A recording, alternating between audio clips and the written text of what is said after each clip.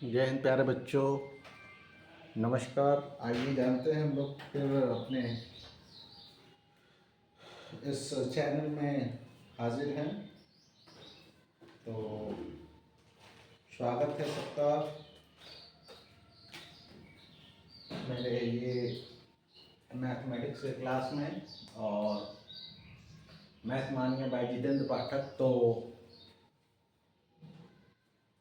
अगर आप मेरे चैनल पहली बार आए हैं तो लाइक और सब्सक्राइब करिए, बेल आइकन दबाना न भूलें।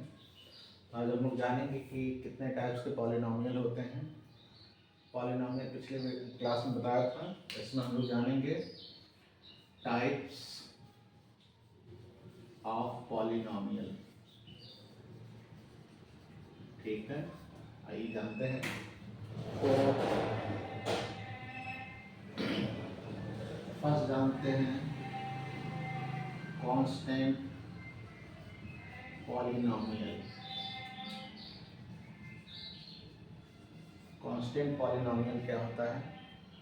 अगर कोई पॉलिनॉमियल हमारा px है, अगर 3 है कांस्टेंट के बराबर, तो हम इसको क्या बोलते हैं? अगर कोई पॉलिनॉमियल हमारा -22/7 है तो ये हमारा कांस्टेंट पॉलिनॉमियल होता है।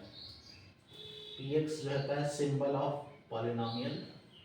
एंड सेकेंड वन होता है आपका जीरो पॉलिनॉमियल। दूसरा होता है zero polynomial.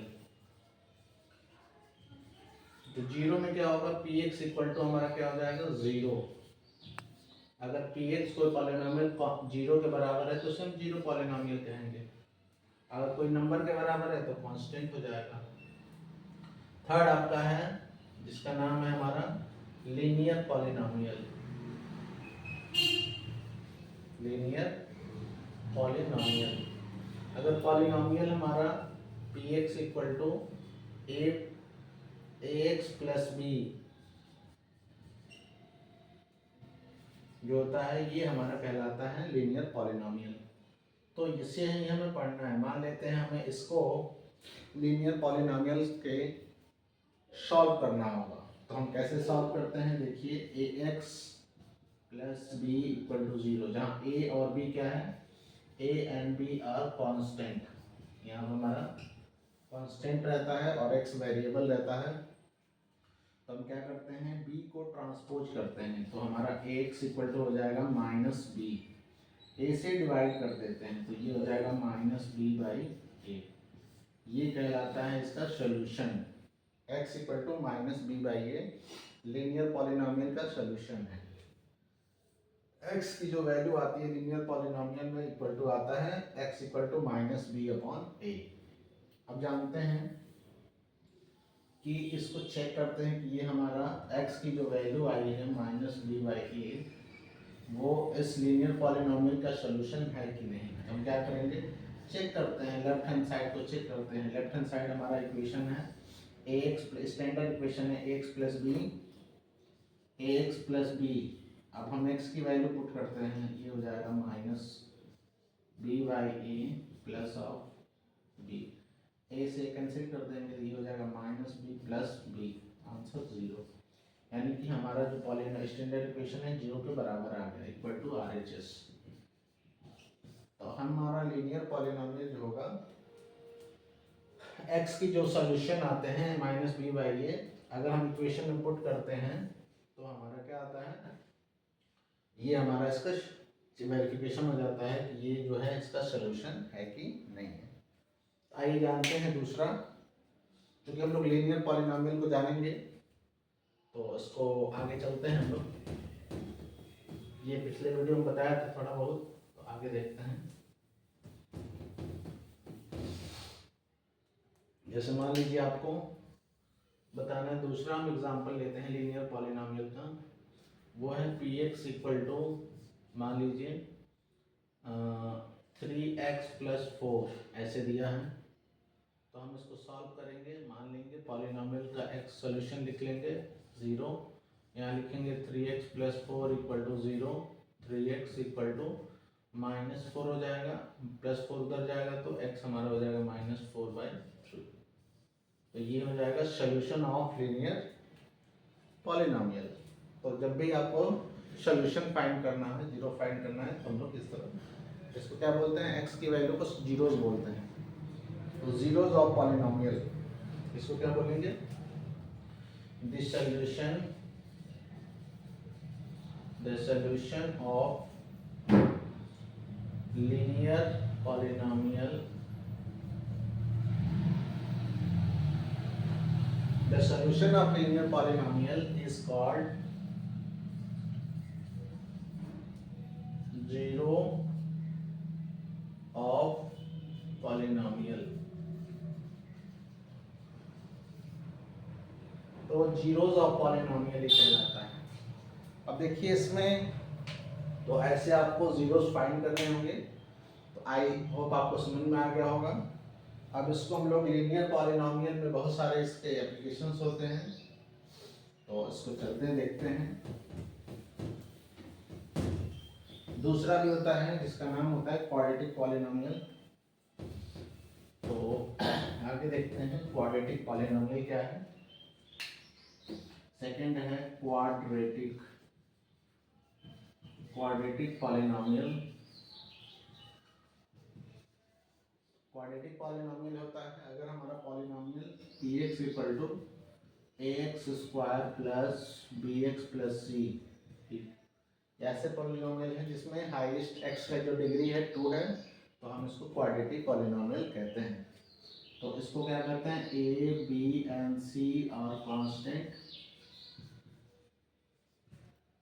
And x is variable, x हमारा वेरिएबल है, और हाईएस्ट डिग्री इसकी कितनी है, हाईएस्ट डिग्री हमारा इज 2 है, इसलिए इस पॉलिनोमियल को क्या बोलेंगे, क्वाड्रेटिक पॉलिनोमियल्स कहते हैं।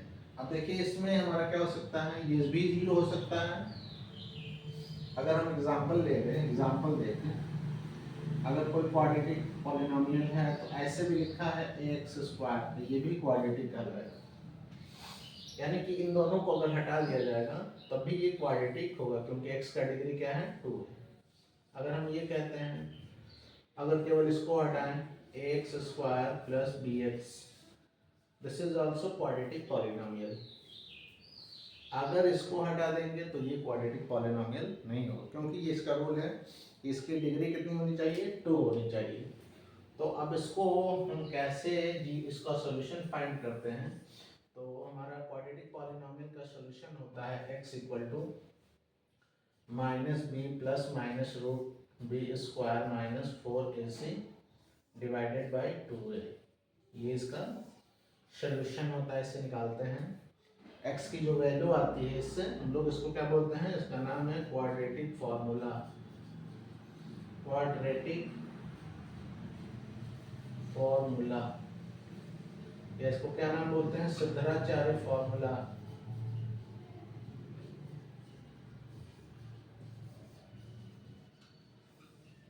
तो यू कैन अंडरस्टैंड कि a और b c पता रहता है, इसमें हम लोग पुट कर देते हैं तो हमारा x का सॉल्यूशन आ जाता है। आई होप आपको समझ में आ गया होगा। तो चलिए इस पे एक क्वेश्चन देख लेते हैं कि कैसे निकालते हैं क्वाड्रेटिक पॉलिनोमियल का सॉल्यूशन, कैसे निकालते हैं। हमारा है 3x स्क्वायर प्लस 2x ऐसे दिया हुआ है प्लस 5, ये px हमारा क्वाड्रेटिक पॉलिनोमियल है। अब x की वैल्यू निकालेंगे, देखिए a b c दिया हुआ है, तो कंपेयर कर लेंगे इक्वेशन से, स्टैंडर्ड इक्वेशन से। तो a हो जाएगा 3, b हो जाएगा 2 और c हो जाएगा 5। तो x की वैल्यू हो जाएगी minus B plus minus root b का square minus 4ac by 2a। यहाँ पर हम लोग b की वैल्यू रख देंगे माइनस 2 प्लस माइनस b का square into square 4 minus 4 into a हो जाएगा 3 और c हो जाएगा 5। सॉल्व कर लीजिए इसको, 2 इंटू 3 6 हो जाएगा, माइनस 2 प्लस माइनस रूट 4 और ये हो जाएगा 12 5 जा 60, 4 में से 60 को घटा देंगे तो ये हो जाएगा हमारा रूट में निगेटिव टर्म आएगा, निगेटिव टर्म ऑफ माइनस 56। तो चूंकि इसमें हमारा रूट में -6 आता है तो इससे हम बोलते हैं कि जो आंसर आया है वो सोल्यूशन इसका रियल नहीं होगा, क्योंकि जो निगेटिव वैल्यू होती है रूट के अंदर वो रियल नहीं होती है। तो आप रियल नहीं होती है, ये इसका आंसर हो जाएगा। बट इसको बोलेंगे कि solution of this equation has not real value because the root in the square root of negative number is not real. आप आगे जानेंगे इसको चल के कि क्या क्या होता है नॉट रियल का डेफिनेशन। तो नेक्स्ट चैप्टर में, नेक्स्ट टॉपिक में आप डिस्कस करेंगे।